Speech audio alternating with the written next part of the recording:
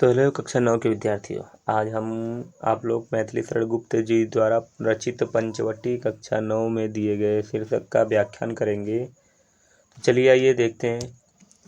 ठीक है। चार चंद्र की चंचल किरणें खेल रही हैं जल थल में, हो स्वच्छ चांदनी बिछी हुई है अवनी और अंबर तल में। पुलक प्रकट करती है धरती हरितृणों की नोकों से, मानो झूम रहे हैं तरबी मंद पवन के झोंकों से, मंद पवन के झोंकों से। ठीक है। उसका संदर्भ लिखिएगा कि प्रस्तुत पद्य पंक्तियाँ हमारी पाठ्य पुस्तक हिंदी के पंचवटी नामक शीर्षक से लिया गया है, जिसके लेखक या जिसके रचनाकार मैथिली शरण गुप्त जी हैं। ठीक है। उसमें प्रसंग बताया गया है कि यहाँ कवि ने पंचवटी के प्राकृतिक सौंदर्य का सजीव चित्रण किया है। पंचवटी जानते हो दोस्तों क्या है? जिस जगह पर वनवास के समय माता सीता और भगवान राम तथा उनके भाई लक्ष्मण साथ में रहते थे, वही जगह पंचवटी है और उसी का सचित्र वर्णन किया है मैथिली शरण गुप्त ने अपने इस पद्य के थ्रू। ठीक है। तो इसका काव्यगत सौंदर्य जान जाइए कि भाषा जो है वो खड़ी बोली है। ठीक। और इसमें जो अलंकार है वो अनुप्रास, उत्प्रेक्षा एवं मानवीकरण है, रस श्रृंगार है, गुण माधुर्य है। ठीक है। तो जान जाइए कि जितने भी आप में पद्य दिया गया है सबको गायन करके ही पढ़ा जाता है। ठीक है। गायन करेंगे तो आपको अच्छे से याद भी हो जाएगा। तो मेरे साथ आप लोग भी गाया करिए। ठीक है। जानिए कि चार चंद्र की चंचल किरणें खेल रही हैं जल थल में। एक गुप्त जी कहते हैं कि सुंदर चंद्रमा की जो किरणें हैं, सुंदर चारों मतलब सुंदर। ठीक है। जो चंद्रमा की किरणें हैं वो जल और थल यानी कि जमीन और जल में हर जगह पर फैली हुई है। ठीक। अब पृथ्वी और आकाश में स्वच्छ चांदनी बिछी हुई है। ठीक है। स्वच्छ चांदनी बिछी हुई है अवनी यानी पृथ्वी, अंबर तल मतलब आकाश गंगा में। ठीक है। पृथ्वी और आकाश में स्वच्छ चांदनी बिछी हुई है।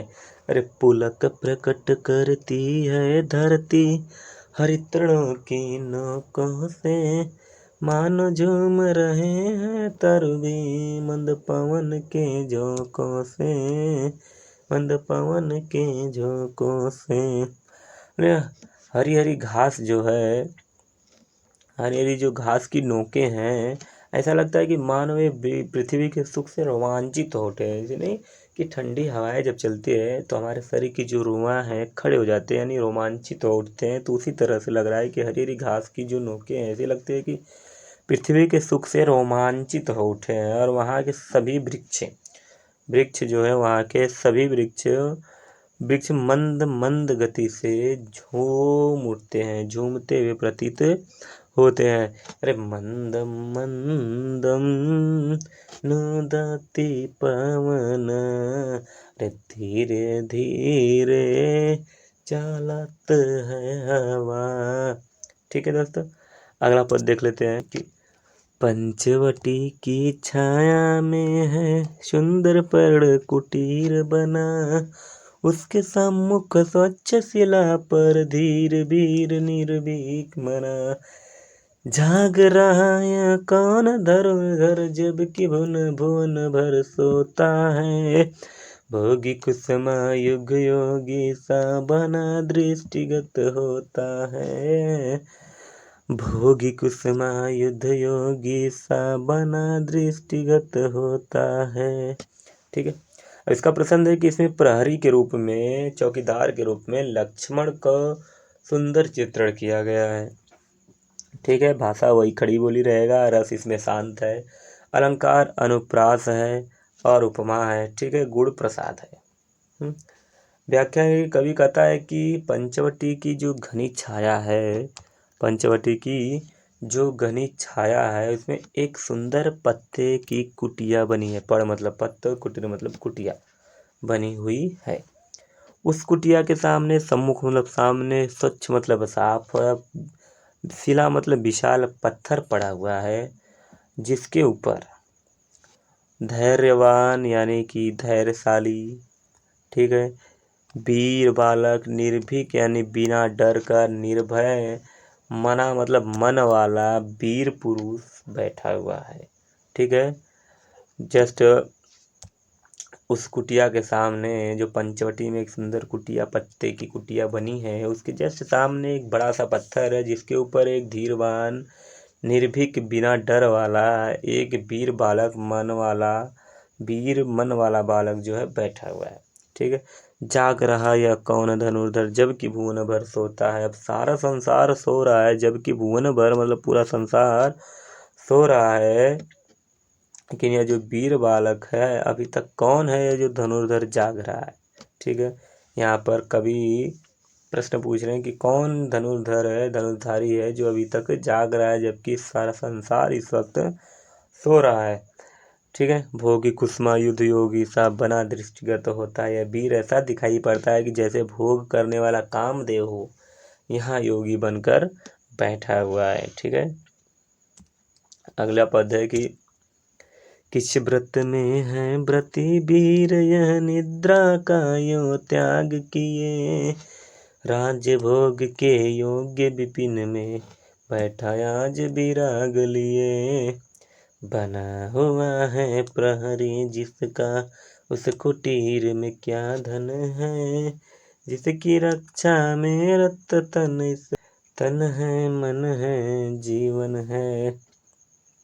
ठीक है, अब इसमें है कि प्रसंग जो है, यहाँ राम और सीता की कुटी पर पहरा देते हुए लक्ष्मण की विशेषताओं का चित्रण किया गया है। ठीक है, काव्य का सौंदर्य जान जाइए कि भाषा इसका सरस व शुद्ध खड़ी बोली है, शैली वर्णात्मक है, अनुप्रास अलंकार है, गुण जो है ओज है, और रस अद्भुत रस की उत्पत्ति होती है यहाँ पर। ठीक है, अब बोल रहा है कि इस वीर पुरुष ने यह कौन सा व्रत धारण किया है, ये जो व्रत धारण करने वाला वीर पुरुष है किस प्रकार का व्रती है। ठीक है, जिसके कारण यह अपने नींद का त्याग किया हुआ है। ठीक है, यह तो राज्य के सुखों को, राजभोग को योग्य है। ठीक है, राज्य के सुखों को भोगने के योग्य है, परंतु किस कारण यह विपिन यानी वन में, विपिन मतलब जंगल होता है दोस्तों, विपिन यानी वन में आज विराग लिए, वैराग्य लिए ग्रहण किए बैठा है। ठीक है, अब बोला है कि बना हुआ है प्रहरी जिसका, उस कुटीर में क्या धन है, पता नहीं इस कुटिया में ऐसा क्या मूल्य धनवान है, क्या अनमूल्य धन राशि है, जिसकी यह रक्षा किए हुए प्रहरी बना हुआ है ना, जिसकी यह रक्षा में अपना पूरा रत तन मन और जीवन लगाते हुए प्रहरी बना है। अर्थात जिसकी रक्षा में तन मन और जीवन लगाते हुए लक्ष्मण प्रहरी बना हुआ है। ठीक है, अगला पद देख लेते हैं कि मर्त्यलोक मालिन्य मेटने, स्वामी संग जो आई है, तीन लोक की लक्ष्मी ने यह कुटिया जे अपनाई है, वीर वंश की लाज यही है, फिर क्यों वीर न हो प्रहरी, विजन देश है निशा शेष है, निशाचरी माया ठहरी, निशाचरी माया ठहरी। ठीक, अब कवि जो है कहते हैं कि इस अनुभव धन की महानता का वर्णन किया है, जिसकी रक्षा में वीर व्रती लक्ष्मण एकाग्र मन से संलग्न है। ठीक है, काव्य का सौंदर्य जान जाइए कि भाषा इसमें वही खड़ी बोली है। ठीक है, शैली चित्रात्मक एवं गीत है, रस शांत है, छंद मात्रिक है, अलंकार अनुप्रास रूपक और गुण माधुर्य है। ठीक है, तो वास्तव में इस कुटी के अंदर ऐसा अनुपम धन है जिसकी रक्षा एक वीर पुरुष ही कर सकता है। ठीक है, तीनों लोगों का साक्षात लक्ष्मी सीताजी इस कुटीर के अंदर विद्यमान है। ठीक, बोलेंगे मर्त्यलोक मालिन्य मेटने, मृत्युलोक को मेटने के लिए, मृत्युलोक के मालिन्य को मेटने के लिए अपने स्वामी के संग अर्थात पति के संग जो आई है वह सीता जी हैं। ठीक, और जो सीता जी हैं एक अनुपम धन है, एक ऐसा अनुपम धन है जिसके लिए एक वीर पुरुष ही उसका प्रहरी बन सकता है। ठीक है। अब ये जो तीनों लोगों को साक्षात लक्ष्मी सीता जी इस कुटी के अंदर विद्यमान हैं, वे अपने पति राम संग आई हैं, इस कुटी में रह रही हैं। बोले कि मनुष्य लोक की बुराइयों को दूर करने के लिए अपने पति राम के साथ आई है, यानी मर्त्य लोक के मालिन्य को मिटने के लिए, मनुष्य लोक की बुराइयों को दूर करने के लिए वे अपने पति राम के साथ आई हैं। अतः इस कुटी में तीनों लोकों की लक्ष्मी निवास करती है। लक्ष्मी के स्वरूप सीता जी विराजमान हैं, निवास कर रही हैं। ठीक है।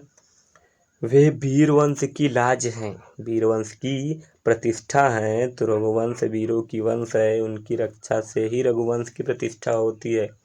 यदि सीता जी की प्रतिष्ठा में कोई आँच रहती है तो रघुकुल की प्रतिष्ठा में धब्बा लगेगा। इसलिए लक्ष्मण जैसा प्रहरी होना अत्यंत आवश्यक है। ठीक है। बोले कि वीर लक्ष्मण इस कुटी में उपस्थित सीता जी की रक्षा में अपना तन मन और जीवन को समर्पित किए हुए हैं कि यह वन निर्जन है। निर्जन यानी विजा दे जन के। रात्रि अभी काफ़ी बाकी है, निशा विशेष है। ठीक है। यहाँ पर राक्षस लोग चारों ओर घूम रहे, निशाचरी मतलब राक्षस लोग चारों ओर घूम रहे, वे किसी माया के जाल में फंसाकर विपत्ति खड़ा कर सकते हैं। अतः रात्रि के समय निर्जन प्रदेश में राक्षसों की माया से बचने के लिए लक्ष्मण जैसा वीर उपयुक्त पहरेदार ही होता है। ठीक है। अगला पद देख लेते हैं कि क्या है स्वच्छ चांदनी है यह, है क्या ही निस्तब्ध निशा, है स्वच्छंद सुमंद गंधव निरानंद, है कौन दिशा, बंद नहीं अब भी चलते हैं नियति नटी के कार्यकलाप, पर कितने एकांत भाव से, कितने शांत और चुपचाप। अब बोल रहे हैं कि पंचवटी में दूर तक फैली चांदनी का वर्णन करते हुए कवि कहता है कि पंचवटी में जो दूर दूर तक चांदनी फैली हुई है, क्या ही स्वच्छ चांदनी है यह, क्या ही साफ दिखाई दे रही है, और रात में सन्नाटे से भरी हुई है। निस्तब्ध है यानी सन्नाटा शांत से भरी हुई है, कोई शब्द नहीं कर रही, निशब्द है, बिना शब्द के किए हुए। ठीक। वायु स्वच्छंद गति से, सुमंद गति से, अपनी स्वतंत्र चाल से मंद मंद बह रही है। ठीक। इस समय उत्तर पश्चिम आदि सभी दिशाओं में आनंद ही आनंद व्याप्त है, निरानंद है। ठीक है। कोई भी दिशा आनंद शून्य नहीं है। ऐसे समय में भी नियति नामक शक्ति के समय विशेष समस्त कार्य संपन्न हो रहे हैं। कहीं कोई रुकावट नहीं है, कहीं कोई बंदी नहीं है। नियति नटी अपने कार्यकलाप में जुटी हुई है, अपने कार्यकलाप को बहुत ही शांति से संपन्न कर रही है। वह एकांत भाव से, कैसे? वह एकांत भाव से अर्थात अकेले अकेले और शांति यानी चुपचाप अपने कर्तव्यों का निर्वाह कर रही है। ठीक है। चलिए अगला देख लेते हैं। है बिखेर देती वसुंधरा मोती सबके सोने पर, रवि बटोर लेता है उनको सदा सवेरा होने पर, और विराम दायिनी अपनी संध्या को दे जाता है, शून्य श्याम तनु जिससे उसका नया रूप झलकाता है। ठीक है। अब देखिए वनवास के समय पंचवटी में निवास करते हुए लक्ष्मण एक पर्णकुटी में सीता की रक्षा करते हुए रात की प्राकृतिक शोभा का वर्णन करते हैं। ठीक है। हाँ, काव्य का सौंदर्य जान जाइए कि जो भाषा है वही रहेगा आपका, खड़ी बोली। ठीक है। गुण प्रसाद है, शैली वर्णनात्मक है, छंद मात्रिक है। ठीक है। और जो अलंकार है अतिशयोक्ति अलंकार है। ठीक। जानिए कि ये पृथ्वी सबके सो जाने पर नित्य प्रति आकाश में नक्षत्र रूपी मोतियों को फैला देती है। जो यह वसुंधरा है अर्थात पृथ्वी है, सभी लोग के सो जाने पर एक नक्षत्र रूपी मोतियाँ फैला देती है। और सूर्य रवि जो होता है, रवि मतलब सूर्य होता है, सदा मतलब हमेशा सुबह हो जाने पर, प्रातःकाल हो जाने पर उनको बटोर कर रख लेता है। ठीक है, वह सूर्य भी नक्षत्र रूपी मोतियों को, संध्या रूपी सुंदरी को देकर अपने लोक चला जाता है। अब जो यह सूर्य है, यह भी नक्षत्र रूपी मोतियों को संध्या रूपी देकर अपने लोक चला जाता है। विरामदायिनी के लिए छिप जाता है, विराम करने के लिए छिप जाता है, तब नक्षत्र रूपी मोतियों को धारण करके उस संध्या रूपी सुंदरी का शून्य और श्यामल तनु रूप, थोड़ा सा रूप झिलमिल यानी झिलमिल करता हुआ अति दीप्त हो जाता है, सूर्योदित हो जाता है। ठीक है, अगला है कि सरल तरल जिन तुहिन कणों से हंसती हर्षित होती है, अति आत्मीय प्रगति हमारे साथ उन्हीं से रोती है। अनजानी भूलों पर भी वह अदय दंड तो देती है, पर बूढ़ों को बच्चों सा सदैव भाव से सेती है, सदैव भाव से सेती है। मतलब पंचवटी में लक्ष्मण शिला पर विराजमान हो, प्रकृति के रूप में उनके व्यवहार के संबंध में सोच रहे हैं, और वो कहते हैं कि कभी तो प्रकृति पृथ्वी पर जिन ओस के कणों से हंसती और प्रसन्न होती हुई प्रतीत होती है, तो इन कणों से कभी कभी जो पृथ्वी है हंसती हुई और हंसती हुई प्रतीत होती है, उन्हीं ओस के कणों के माध्यम से वो हमारे अत्यंत निकट और आत्मीय को हो कष्टों से व्यथित होकर रुदन करती सी प्रतीत होती है। रुदन मतलब रोती हुई प्रतीत होती है। ठीक, अर्थात कभी जो ओस की बूंदें मोती सी चमकदार प्रकृति की प्रसन्नता को व्यक्त करती है। ठीक है, और कभी आंख के आंसुओं को रूप में हमारे आत्मीयता अर्थात दुखों से दुखित हो रोती हुई प्रतीत होती हैं। ठीक है, कभी तो यह इतनी निर्दय निष्ठुर हो जाती है अनजानी भूलों पर, कभी तो ये इतनी निर्दय और निष्ठुर हो जाती है कि वह अनजाने से हमारे द्वारा दी गई भूलों के कारण हमें कठोर से कठोर दंड तक ले सकती है। ठीक, जैसे भूकंप, अतिवृष्टि, बाढ़ आदि कभी कभी इतनी दयालु हो जाती है कि बूढ़ों को भी बच्चों सा सदैव भांति से सदया भाव से सेवा करती है। ठीक है,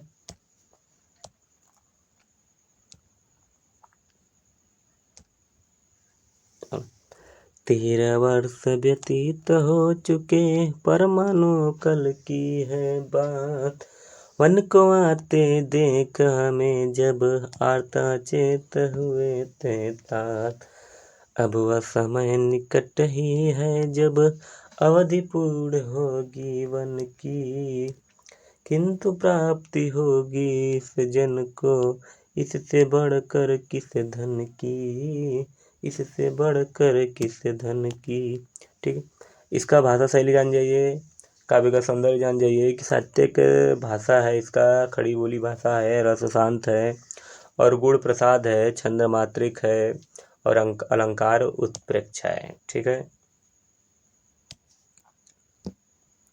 व्याख्या जान जाइए कि वनवास के समय यद्यपि 13 वर्ष व्यतीत हो चुके हैं, परंतु संपूर्ण बात कल की बात की तरह हृदय पर पटल कर अंकित कर रही है। और इसमें जो कवि है वनवास के 13 वर्ष व्यतीत हो जाने पर लक्ष्मण के घर लौटने की प्रसन्नता का वर्णन किया है। ठीक, अपने मन में विचार करें कि वनवास के समय यद्यपि 13 वर्ष व्यतीत हो चुके हैं, पर मुझे मालूम नहीं पता चला कि ऐसा लग रहा है कि मानो ये कल की ही बात है। ठीक है, जबकि पिताजी हमको वन में आते हुए, जो तात है हमारे पिताजी, वन में आते हुए हमें देखकर दुख से अचेत हो गए थे, दुख से मूर्छित हो गए थे। वनवास की अवधि की समाप्ति निकट हो गई, और उसकी समय जो है निकट हो गई, परंतु मुझे इस वनवास से बढ़कर और किस धन की प्राप्ति हो सकती है। परंतु ये बोला है कि इस वनवास से बढ़कर मुझे और किस धन की प्राप्ति हो सकती है। ठीक है, और आर को राज्य भार तो वे प्रजार्थ ही धारेंगे, व्यस्त रहेंगे हम सबको भी मानो विवश विसारेंगे। करे विचार लोकोपकार का हमें न इससे होगा शौक, पर अपना हित आपन ही क्या कर सकता है यह नरलोक। ठीक है। अब कवि कहता है कि लक्ष्मण कल्पना कर रहे हैं कि जब रामचंद्र को राज्य मिल जाएगा तो ये अपने कर्तव्य में इतने व्यस्त हो जाएंगे कि हमें भूल जाएंगे। ठीक, राम के जन कल्याण में लगे होने के कारण इसको हम बुरा नहीं मानेंगे। राम को इससे अधिक सुख और क्या हो सकता है, अर्थात श्री राम को अब राज्य भार संभाल लेने से ज़्यादा सुख क्या हो सकता है। ठीक, रामचंद्र जी सिंहासन पर बैठकर व्यस्त रहेंगे, प्रजा के सुख के लिए राज करेंगे, उस कार्य में व्यस्त होकर हमको भुला देंगे, हमको विवश कर देंगे, हमको विसार देंगे, परंतु संसार की भलाई के विचार से, परंतु लोगों के उपकार से, भलाई के विचार से हमको इसमें तनिक भी दुख, तनिक भी शोक नहीं होगा। किंतु क्या यह मनुष्य समाज राजा का आश्रय न लेकर अपनी भलाई नहीं कर सकता। ठीक है। अब इसमें जान जाइए काव्य का सौंदर्य की भाषा खड़ी बोली है, रस शांत है, गुण माधुर्य है, चंद्र मात्रिक है। ठीक है। और अलंकार उत्प्रेक्ष है। ठीक है दोस्तों, तो चलते हैं अगले चैप्टर पे अब। धन्यवाद।